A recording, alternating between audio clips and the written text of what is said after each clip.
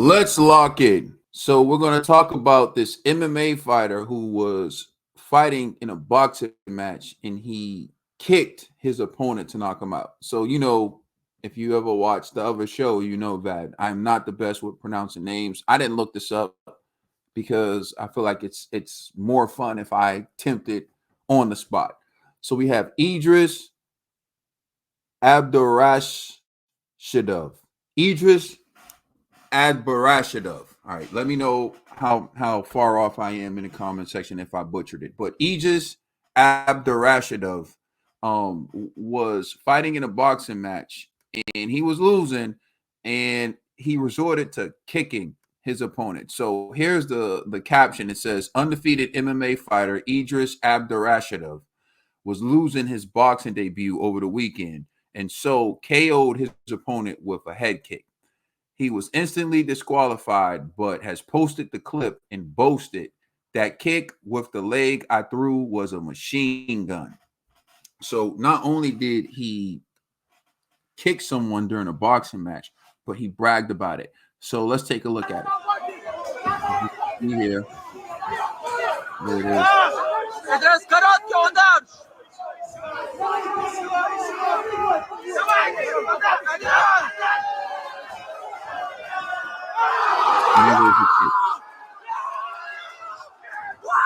Wow.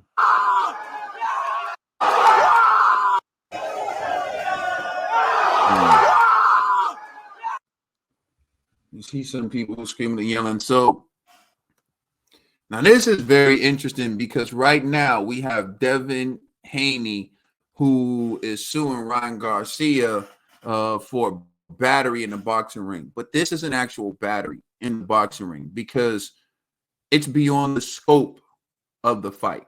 So when you sign for a sanctioned fight, you agree to certain things.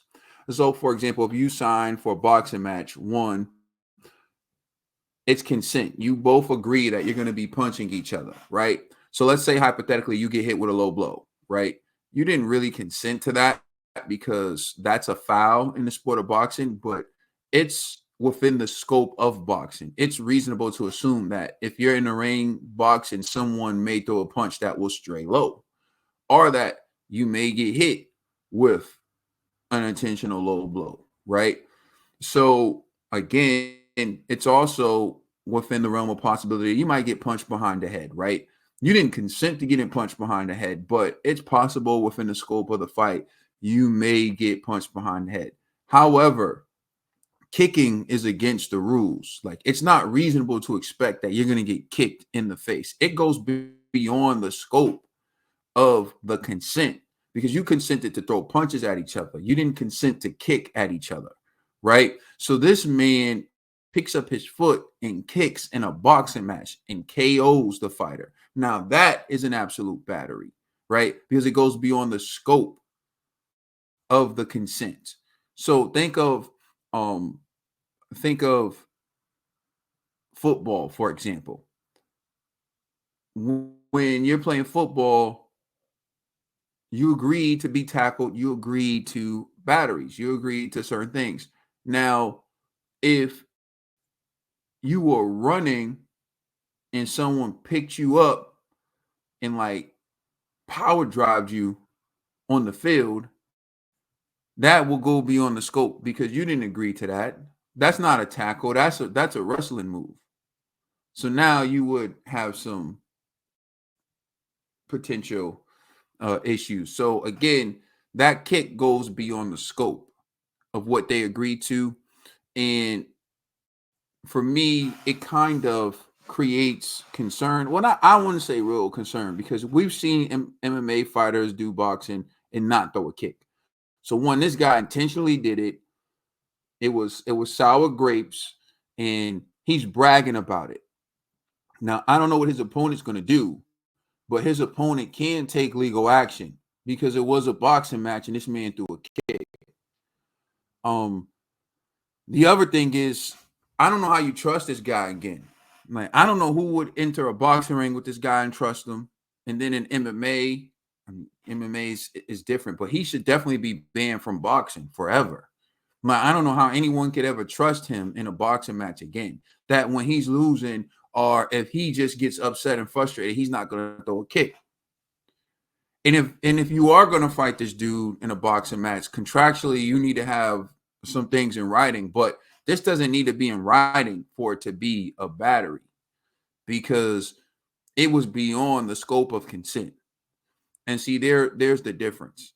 Like fighting someone, if you play football, you know that there's a possibility you may be lining up against someone who's on PEDs. If you play any sport, you know that's a real possibility. I don't care if you're playing volleyball.